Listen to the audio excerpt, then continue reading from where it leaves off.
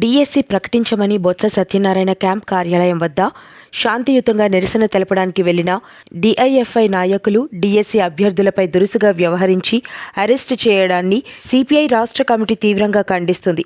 ఎన్నికల ముందు రాష్ట్ర ముఖ్యమంత్రి మెగా డిఎస్సి ప్రకటిస్తానని ఇచ్చిన హామీలను ఇప్పటికైనా వెంటనే నెరవేర్చాలని డిమాండ్ చేస్తుంది.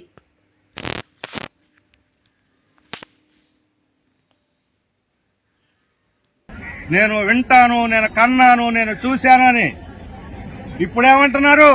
నేను వినను, నేను చూడను అంటున్నారు. ఇది ఒక బజర ప్రభుత్వం, ఇది ఒక కుంటి ప్రభుత్వం, ఇది ఒక చెవిటి ప్రభుత్వం. ఈ ప్రభుత్వానికి కళ్ళు చెవులు తెరిపించాల్సినటువంటి బాధ్యత ఈరోజు ప్రజల మీద ఉన్నది. ఈరోజు మీరు అందరూ ఇక్కడ వేల మంది ఈరోజు విజయవాడకు చేరుకున్నారు. మీరు చేరుకోకుండా ఎక్కడికక్కడే అరెస్టులు చేసి ఈ ఊళ్ళో ఉన్నటువంటి ట్రక్కులు చాలలేదు, బస్సులు చాలలేదు, ఆటోలు చాలలేదు, చివరికి పోలీసులు కూడా అలిసిపోయి తొలిసిపోయి వాళ్ళు మీ పక్కన కూలబడ్డారు. ఏ రకమైనటువంటి శక్తి పోరాటం, నారీ శక్తి పోరాటం ఇదే. ఈ నారీ శక్తిని ఆపటం ఎవరి వల్ల కాదు అనేటువంటిది జగన్మోహన్ రెడ్డి గారు తెలుసుకోవాలి. పిల్లలకు జన్మనిచ్చేటువంటి తల్లి, పిల్లల్ని పోషించేటువంటి తల్లి ఈ రోజు అపర కాళికలాగా వచ్చిందనంటే ఆ ప్రభుత్వానికి మూడేట్టే అని అర్థం. అందుకే వీళ్ళ శాపాలు కావాలా, వీళ్ళ వరం కావాలా తెలుసుకోవాల్సినటువంటి బాధ్యత జగన్మోహన్ రెడ్డి. జగన్మోహన్ రెడ్డి గారి వరం కోసం మహిళలు ఎదురు చూడటం లేదు. మహిళల యొక్క శాపమా, మహిళల యొక్క వరమా ఆయన తెలుసుకోవాలి. అది ఆయన భవిష్యత్తుకు సంబంధించిన విషయం. ఈ రోజు వరకు అంగన్వాడీల భవిష్యత్తుకు సంబంధించిన ఉద్యమం, రేపటి నుంచి ఇది జగన్మోహన్ రెడ్డి భవిష్యత్తుకు సంబంధించిన ఉద్యమంగా మారబోతుంది. ఇది ఆయన గుర్తించాలి. 5వ తేదీ నుంచి మీరందరూ విధుల్లో చేరాలని కలెక్టర్లు ఇచ్చారు హుకుం. చేరకపోతే టర్మినేట్ చేస్తామంటున్నారు. 5వ తేదీ తర్వాత మీరు టర్మినేట్ చేస్తే ఈ ప్రభుత్వమే టర్మినేట్ అయిపోద్ది. ఆ విషయం కూడా మర్చిపోవద్దు. లక్షలాది మంది రోజు పార్టీలకు అతీతంగా నేను అడుగుతున్నాను, మీ వైఎస్ఆర్ పార్టీ కుటుంబాల వాళ్ళు చేయటలేదా సమ్మె? మీ నాయకుల ఇళ్లలో ఉండాలి చేయటలేదా సమ్మె? మీ ఎమ్మెల్యేలు వచ్చి, మీ అధికార ప్రతినిధులు వచ్చి చాలా న్యాయమైంది డిమాండ్ అని చెప్పలేదా అని చెప్పి అడుగుతా ఉన్నాను. మరి మీ ఎమ్మెల్యేల మాట వినరు, మీ అధికార ప్రతినిధుల మాట వినరు, మీ ప్రజాప్రతినిధుల మాట వినరు, మీ కుటుంబ సభ్యుల మాట వినరు. ఎవరి మాట వింటారండి మీరు? ఎవరి మాట వింటారో చెప్పండి. అదాని అంబానీ మాట వింటారా? లేకపోతే ప్రపంచ బ్యాంకు మాట వింటారా? లేకపోతే ఢిల్లీలో ఉన్న మోడీ మాట వింటారా? ఆయనకు వీళ్ళు తప్ప ఇంకెవరు కనపడరు. ఢిల్లీ ప్రభుత్వం ఐసీడీఎస్ ప్రాజెక్టు ఉన్నది. ఈరోజు మొత్తం దేశంలో ఉన్నటువంటి వాళ్ళకి 2300 మించి ఇవ్వటం లేదు కేంద్ర ప్రభుత్వం. ఈ ఐసీడీఎస్ అనేది కేంద్ర ప్రభుత్వ పథకం. మోడీ దీని మీద ఏం మాట్లాడడం. ఆయనకి ఈరోజు అయోధ్యలో రామ మందిరం తప్ప ఇంకే రాజకీయం కనపట్టలేదు. ఎందుకంటే రామ మందిరం పెడితే అందరూ రామ భక్తులు. మన భవిష్యత్తు సంబంధం లేకుండా దేవుడి పేరు చెప్పి ఓట్లు వేయించుకోవాలని చూస్తున్నాడు. మనం ఒకటే చెబుతున్నాం, దేవుడిని రాజకీయాల్లోకి లాగబాకండి. దేవుడు అందరివాడు. ఎవరు ఏ దేవుడిని పూజించాలా, ఎక్కడికి పోవాలి, ఏది పవిత్రం అనేది ప్రతి ఒక్కళ్ళు ఎవరికి వాళ్ళు నిర్ణయించుకుంటారు. వ్యక్తిగతమైన విషయం. ఈరోజు మతాన్ని తీసుకొచ్చి రాజకీయాలకు ముడిపెట్టి మీ ఉద్యోగాల గురించి అడగబాకండి, ధరల పెరుగుదల గురించి అడగబాకండి, జీతభత్యాల గురించి అడగబాకండి. మీరు రామరాజ్యం చేసుకుంటూ కూర్చోండి. నేను మాత్రం అక్కడ ఢిల్లీలో కూర్చొని అంబానీ అదానీలకు సేవ చేస్తానంటున్నాడు మోడీ. ఆ మోడీ సేవలో ఇక్కడ మన ముఖ్యమంత్రిగా తరించిపోతున్నాడు. ఢిల్లీ నుంచి ఆజ్ఞ లేనిది నేనేమి చేయడు. ఇక్కడ ఇంత లక్షల మంది మొరపెట్టుకుంటూ ఉంటే, 23 రోజులుగా సమ్మె చేస్తూ ఉంటే మీరు కనపడక వినపడక ఏం పట్టించుకోకపోతే ఈ ప్రభుత్వానికి హృదయం ఉందా లేదా, దీనికి మనసు ఉందా లేదా, వీళ్ళు మనుషులేనా అని చెప్పిన ప్రశ్నించాల్సినటువంటి పరిస్థితి వస్తా ఉంది. ఇంతటి దేన పరిస్థితి ఎక్కడ లేదు దేశంలో. ఇంతకన్నా మంచిగా చాలా రాష్ట్రాల్లో ఎక్కువ జీతాలు ఉన్నాయి. పక్కన ఉన్న తెలంగాణలోనే మనకన్నా 2000 ఎక్కువ ఉంది. తెలంగాణ కన్నా 1000 ఎక్కువ ఇస్తారని వాగ్దానం చేశావు. ఇప్పుడేమన్నాడు? ఎప్పుడో పెంచేశావు. నాకు ప్రభుత్వం ఈ మధ్య ఒక అడ్వర్టైజ్మెంట్ ఇచ్చింది. ఈ అడ్వర్టైజ్మెంట్ చూశాక జగన్మోహన్ రెడ్డి గారి చేతిలో టైం మిషన్ ఉందని అనుమానం వచ్చింది. 2018 జులైలో జీతాలు పెంచితే నేను అధికారంలోకి వచ్చి జీతాలు పెంచారంటున్నాడు. అంటే 2018గా ముఖ్యమంత్రి కలగంటున్నాడా లేకపోతే నిద్రపోతున్నాడా అర్థం కావట్లేదు. ఇలాంటి ముఖ్యమంత్రి టైం మిషన్ ఉందేమో, అన్ని ఆయన ఖాతాలోనే వేసేసుకుంటున్నాడేమో. మాట తప్పిన అబద్దాల కోరు సీఎం జగన్. ఎన్నికలకు ముందు అంగన్వాడీలకు తెలంగాణ కన్నా ఎక్కువ వేతనం ఇస్తానని హామీ ఇచ్చిన ముఖ్యమంత్రి జగన్మోహన్ రెడ్డి తర్వాత మాట తప్పాడని టీడీపీ రాష్ట్ర ప్రధాన కార్యదర్శి మహమ్మద్ నజీర్ విమర్శించారు. విశాఖ నగర పార్టీ కార్యాలయంలో ఆయన మాట్లాడుతూ అంగన్వాడీలు చేసే సేవలు వెలకట్టలేనివని అన్నారు. వేతనాలు పెంచమని అంగన్వాడీలు 23 రోజులుగా సమ్మె చేస్తున్నా పట్టించుకోకపోవడం బాధాకరమన్నారు. సమాజంలో వాళ్ళు చేసే సేవ వెలకట్టలేనిది. అలాంటి వాళ్ళు నేటికి 23 రోజులండి.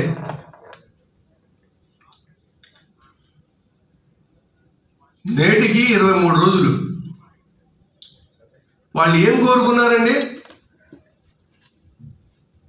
జగన్మోహన్ రెడ్డి గారి లాగా ప్యాలెస్ జీవితాలు కోరుకున్నారా? జగన్మోహన్ రెడ్డి గారి లాగా లక్షల కోట్లు దోచుకుంటానికి మాకు కూడా భాగస్వామ్యం కావాలని వాళ్ళు కోరుకున్నారా? సాటి మనుషులుగా మమ్మల్ని గుర్తించండి మహాప్రభు. మేము బతుకుతున్న బతుకులకి జీవితంలో ఈ జీతాలు మాకు సరిపోవట్లేదు. 2014లో 4,200 రూపాయలు ఉన్న అంగన్వాడీ ఉద్యోగస్తుల జీతాల్ని పెద్దలు పూజ్యులు నారా చంద్రబాబు నాయుడు గారు చాలా పెద్ద మనసుతో 6,300 దానికి జోడించి 10,500 ఇచ్చారు. ఈ జగన్మోహన్ రెడ్డి, ఈ పనికిమాలిన ముఖ్యమంత్రి, ఈ అబద్ధాల కోరు 2019 ముందు పాదయాత్ర చేస్తూ అంగన్వాడీ ఉద్యోగస్తులు సోదరిమణులు కలిసినప్పుడు మీరేమి ఇబ్బంది పడవాకండి, పక్క రాష్ట్రంలో ఇచ్చే జీతం తెలంగాణలో 13,650 అప్పటికే. ఆ జీతానికి 1,000 రూపాయలు కల్పిస్తానన్నాడు చీటర్, దొంగ, అబ్దాల్ ఘోరు, అప్పటి ప్రతిపక్ష నాయకుడు, ఇప్పటి ముఖ్యమంత్రి. వాళ్ళని నమ్మి అంగన్వాడీ ఉద్యోగస్తులంతా ఏదో చేసేస్తాడు జగన్మోహన్ రెడ్డి అని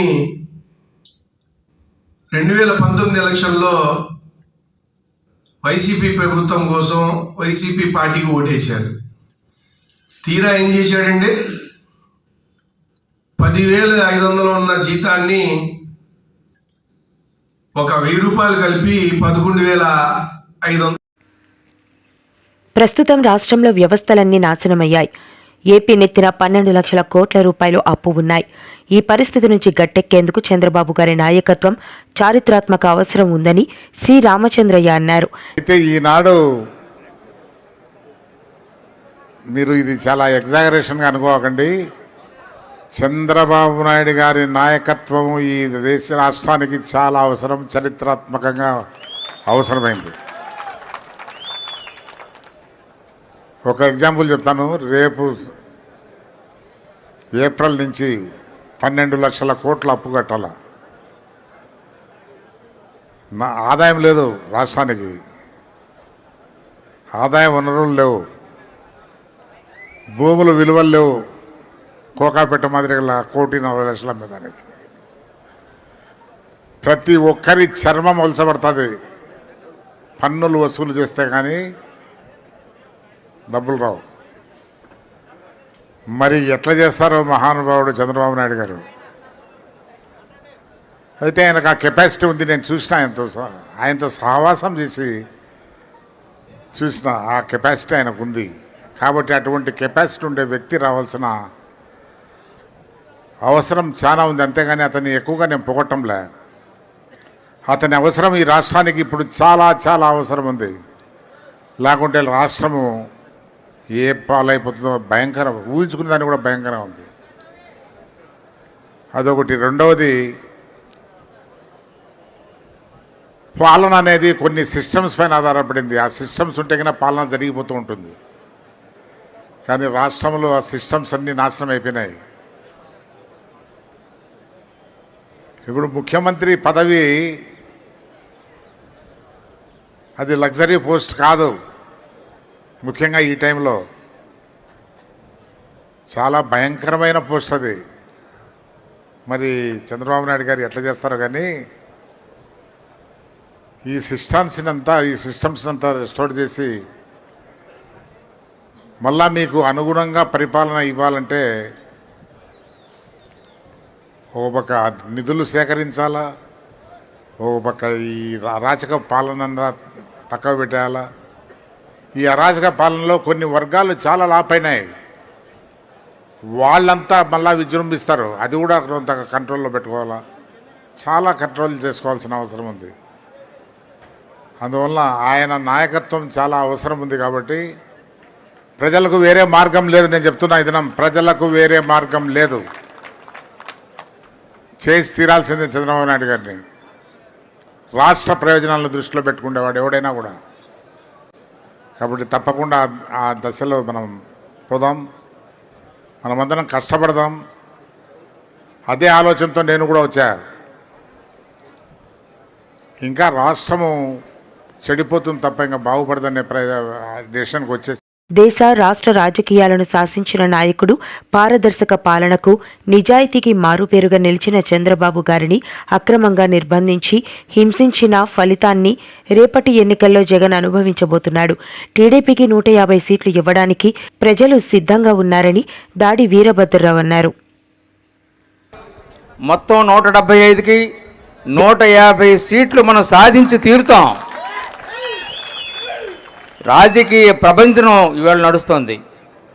ఎక్కడ చూసినా ఈ ప్రభుత్వాన్ని దించేయాలి, ఈ ప్రభుత్వాన్ని ఉంచకూడదు, ఈ ప్రభుత్వం కొనసాగితే మన బ్రతుకులు నాశనం అయిపోతాయి, మనల్ని బిచ్చగాళ్ళ కింద చూస్తున్నాడు ఆయన. సంక్షేమ పథకాలు మీకు ఇస్తున్నాం, మీ చచ్చినట్టు మీ ఇంట్లో కూర్చోండి అనేటువంటి డిక్టేషన్ అక్కడ కనబడుతుంది. ఇటువంటి అరాచకమైనటువంటి పాలన, అటువంటి నియంతృత్వమైనటువంటి పాలన ఏనాడు కూడా స్వాతంత్రం వచ్చిన తర్వాత మనం చూడలేదు, కానీ విని ఎరగలేనటువంటిది. అటువంటి పరిపాలన మనం తుదముట్టించాల్సినటువంటి అవసరం ఉంది. ఏమాత్రం మనం కన్నురెప్ప కూడా వేయకుండా మనం పని చేస్తే మాత్రం తప్పనిసరిగా ఆ 25 సీట్లలో కూడా ఎన్ని వస్తాయో వాళ్ళకి తెలియనటువంటి పరిస్థితి తీసుకురావాలి. కాబట్టే దేశ రాజకీయాల్ని, రాష్ట్ర రాజకీయాల్ని దశాబ్దాల పాటు శాసించినటువంటి మన నాయకుడు చంద్రబాబు నాయుడు గారిని కావాలని తప్పుడు కేసులు పెట్టి వారు హింసించారు. ఆ ఫలితాన్ని వారు అనుభవిస్తారని చెప్పి నేను తెలియపరుస్తున్నాను. అది మామూలు చేసేది కాదు. ఒక మంచి మనిషిని, ఒక పెద్ద మనిషిని, ఒక నిజాయితీ అయినటువంటి మనిషిని ఎందుకంటే వారితో నేను ముందు నుంచి నా గురువు గారు వారిని నేను చూశాను, అంటి పెట్టుకొని చూసాం. నేను రామచంద్రయ్య గారు, మెదలు మా శ్రీనివాస్ గారు, వీళ్ళంతా కూడా నిజాయితీకి మారుపేరు చంద్రబాబు నాయుడు గారు. ఎక్కడా కూడా ఏమాత్రం కూడా స్కోప్ లేకుండా ట్రాన్స్పరెంట్గా ప్రభుత్వం ఉండాలి అని ప్రతి డిపార్ట్మెంట్ని కూడా శాసించినటువంటి రోజులు ఈ ప్రపంచంలో ఎవరు కొడుకు ఉండవు. అటువంటి చంద్రబాబు నాయుడు గారిని శాసించారు. అంతేకాకుండా ఈవేళ లోకేష్ బాబు కూడా బాగా ఇంప్రూవ్ అయ్యి ఆయన ప్రజల్లోకి వెళ్ళి, ఆయన జనాల్లోకి వెళ్ళి ఆయన మాటలు మాట్లాడుతుంటుంటే అది కూడా సహించలేక ఆయన్ని కూడా ఇబ్బంది పెట్టడానికి ప్రయత్నం చేస్తున్నారు. తప్పనిసరిగా వీరిద్దరి నాయకత్వంలో కూడా ఈ రాష్ట్రంలో తనకి అధికారం రాదేమో అన్నటువంటి భయంతో ఆయన ఉండడం అనేటువంటి జరుగుతోంది. కాబట్టి అందరికీ కూడా మేము అప్పీల్ చేసి, నేను కూడా మరి గతంలో నేను 32 సంవత్సరాలు తెలుగుదేశం పార్టీలో ఉన్నాను, 1982 నుంచి. దురదృష్టవశాత్తు మరి 10 ఏళ్ళు దూరంగా అయిపోయాను.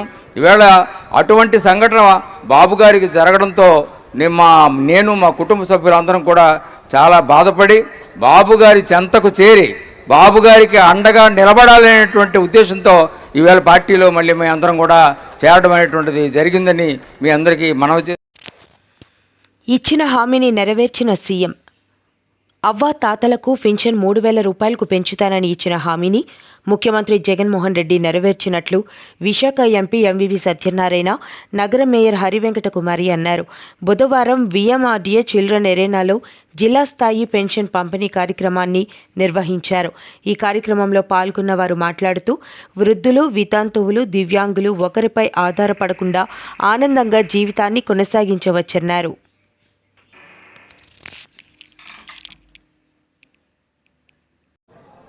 ఎందుకంటే మన గౌరవ ముఖ్యమంత్రి వర్యులు జగన్మోహన్ రెడ్డి గారు ఆయన చెప్పిన విధంగా ప్రతి ఒక్క పెద్దవారికి, వికలాంగులకి, ప్రతి ఒక్కరికి కూడా పెన్షన్ 3,000 రూపాయలు పెంచి ఏదైతే గతంలో ఆయన ఇచ్చిన మాట నిలబెట్టుకుంటూ ఇవాళ ఎవరైతే పెద్దలు ఉన్నారో వారందరికీ కూడా వారు బ్రతికే విధంగా అన్ని రకాల సదుపాయాలు కల్పిస్తూ వారి ఇంటి వద్దకే పెన్షన్ గత ప్రభుత్వాల్లో ఎప్పుడూ లేని విధంగా, గత ప్రభుత్వాల్లో మీలో ఉన్న ప్రతి ఒక్కరు కూడా చాలామంది పెన్షన్స్ చాలా తక్కువ మందికి వచ్చేది ఆ రోజుల్లో పెన్షన్లు. ఆ రోజుల్లో ఎవరైతే అప్పుడు అధికారంలో ఉన్న పార్టీకి సానుభూతి పరులు ఉన్నారో, అధికారంలో ఉన్న పార్టీ వ్యక్తులు ఉన్నారో, అక్కడ కమిటీలు, జన్మభూమి కమిటీలు ఉన్నాయో వాళ్ళు సిఫారసు చేసిన వ్యక్తులకు మాత్రం పెన్షన్లు ఇచ్చేవాళ్ళు. ఆ రోజుల్లో మన గౌరవ ముఖ్యమంత్రి వారు చెప్పారు ఇప్పటి వరకు ఎంతమందికి పెన్షన్లు ఇచ్చారు, ఎంత అమౌంట్ ఇచ్చారనేది. అది కూడా 1,000 రూపాయలు ఇచ్చేవారు. ఆ 1,000 రూపాయలు తీసుకోవడానికి కూడా దగ్గరలో ఉన్న పంచాయతీ ఆఫీసుకి కానీ మండల ఆఫీసులకు కానీ వెళ్ళి మండు టెండలో 60 పైబడిన 70 సంవత్సరాల వయసున్న వృద్ధులు మండు టెండలో కిలోమీటర్లు నడిచి వెళ్ళి లేదా ఆటోలో వెళ్ళి అక్కడ ఎండలో కూర్చుని వాళ్ళు ఇచ్చే 1,000 రూపాయలు కూడా తీసుకుని తెచ్చుకోవాల్సిన పరిస్థితి ఏర్పడింది. దాంట్లో కొంతమంది కమిషన్ రూపంలో ఆ రోజున కమిటీలు తీసుకునే వెనక్కి. అటువంటిది మన గౌరవ ముఖ్యమంత్రి వర్యులు ఎలక్షన్లో ఇచ్చిన ప్రామిసులకు అనుగుణంగా అధికారంలోకి వచ్చిన వెంటనే 2,250 రూపాయలు పెన్షన్ ఇచ్చి అది కూడా వాలంటరీ వ్యవస్థ ద్వారా ఇంటి వద్దకే తెల్లవారేసరికి పంపించే గొప్ప కార్యక్రమం ఆయన చేపట్టారు. ఆయన దీంట్లో ఏ ఒక్కరు కూడా వాలంటీర్లు కానీ, పార్టీలు కానీ, పార్టీకి సంబంధించిన వ్యక్తులు కానీ అసలు కనీసం ఒక 50 రూపాయలు కూడా మీ దగ్గర ఎవరు తీసుకున్న దాఖలాలు ఎక్కడ కూడా లేవు. అంత గొప్పగా ఈయన అవ్వ తాతల కోసం, ఈరోజు వికలాంగుల కోసం 5 సంవత్సరాలు కంటిన్యూగా ఒక్క రోజు కూడా ఒక గంట కూడా లేట్ అవ్వకుండా ఈయన పంపించడం జరిగింది.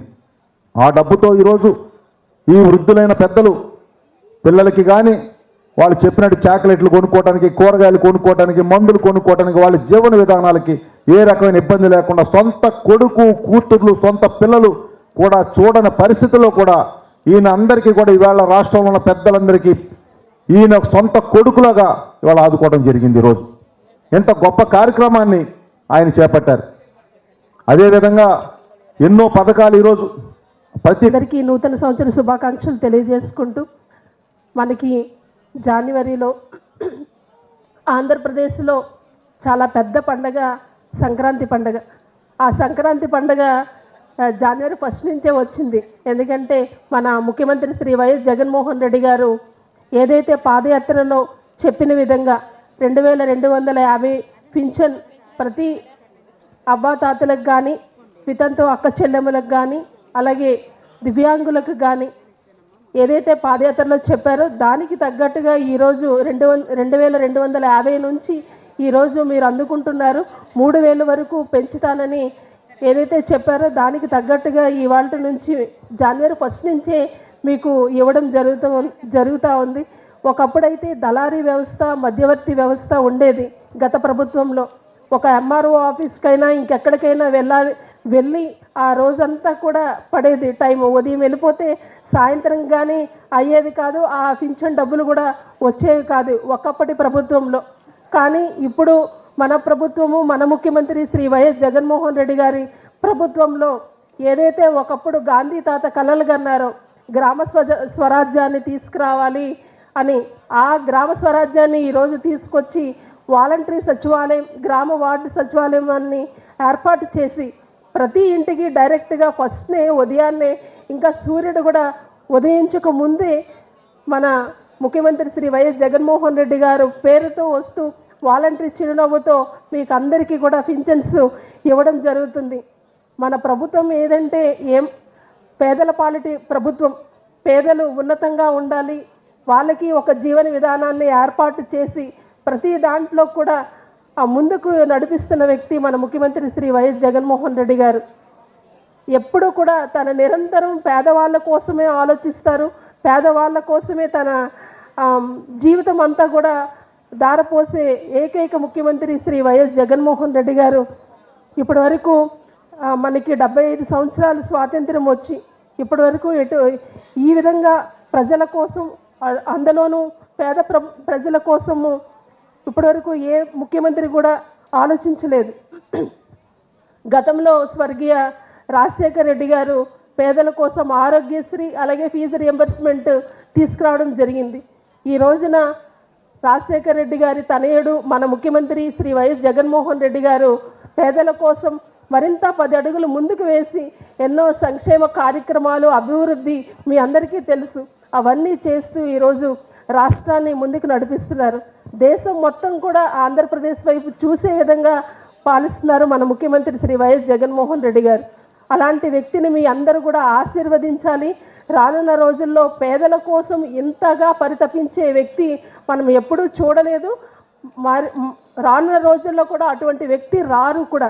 అటువంటి వ్యక్తి, ఏకైక వ్యక్తి మన ముఖ్యమంత్రి శ్రీ వైఎస్ జగన్మోహన్ రెడ్డి గారు.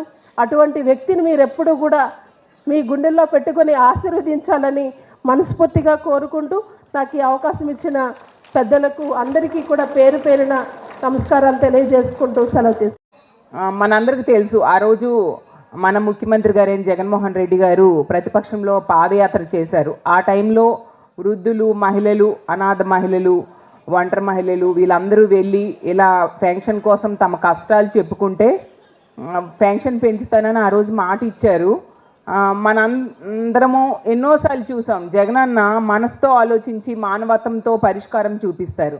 ముఖ్యమంత్రి అయిన వెంటనే తొలి సంతకం ఈ పెన్షన్ మీద పెట్టి విడతల వారీగా 2000 నుంచి 3000 చేస్తానని చెప్పి ఈరోజు 3000కి పెన్షన్ పెంచడం జరిగింది.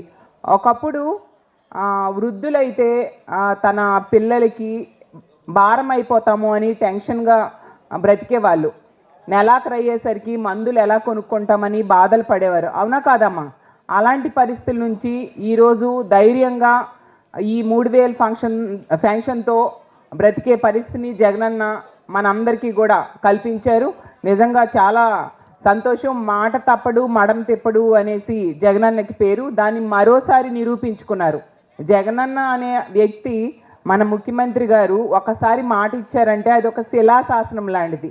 ఖచ్చితంగా అమలు చేసి తీరుతారు అనడానికి ఈ పెన్షన్ కానుక అనేది ఒక ఉదాహరణ. ఈ పెన్షన్ వలన ఇది కేవలం పెన్షనే కాదు, వృద్ధులకైనా అనాథ మహిళలకైనా ఇది ఒక ధైర్యం. గౌరవ ముఖ్యమంత్రి గారు మనకి నెల 1వ తేదీ కల్లా 3000 రూపాయలు మన చేతిలో పెడతారు, మనం బ్రతకడానికి ఎంతో ధైర్యం ఇస్తుంది అనేసి ప్రతి ఒక్క పేదవాడు కూడా భావించే పరిస్థితి ఈ పెన్షన్ కానుక అనేది. అలాగే గత ప్రభుత్వాల్లో మీరు అందరూ చూశారు ఏ విధంగా మోసం చేశారు, ఎలాంటి అవినీతి జరిగింది.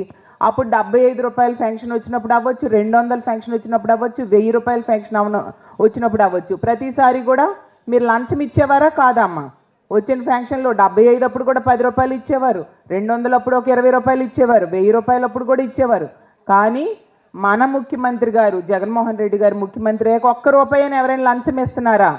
మొత్తం డబ్బులు మీ చేతుల్లోకే ఇస్తూ ఉన్న పరిస్థితి. 2250 అయినప్పుడైనా, 2500 అయినా, 2750 అయినప్పుడైనా, నెక్స్ట్ ఇప్పుడు 3000 ఇస్తున్నారు. దీనికి కూడా ప్రతి రూపాయి కూడా మీ చేతిలో గవర్నమెంట్ ద్వారా వచ్చిన డబ్బులు వాలంటీర్స్ పెడుతూ ఉన్న పరిస్థితి. అంటే అవినీతి లేని పాలన. అలాగే మీ అందరికీ తెలుసు, ఎన్నో సంక్షేమ పథకాలు, ఎన్నో అభివృద్ధి పథకాలు మన రాష్ట్రంలో నడుస్తూ ఉన్న పరిస్థితి మీరు అందరూ చూశారు. కాబట్టి ఇంత చక్కగా పరిపాలన అందిస్తున్న జగనన్నకి మీరు ఏమీ చేయనవసరం లేదు. మీ ఆశీర్వాదం, మీ తోడ్పాటు అందించి అతనికి అండగా నిలబడాల్సిన అవసరం ఎంతైనా ఉంది. ఇలాంటి మంచి పరిపాలన మళ్ళీ కావాలంటే ప్రతి ఒక్కరు కూడా జగనన్నకి అండగా ఉండాలని కోరుకుంటూ ఇంత చక్కటి కార్యక్రమం ఏర్పాటు చేసిన పెద్దలకు ధన్యవాదాలు తెలియజేస్తూ సెలవు తీసుకుంటున్నా. జై హింద్.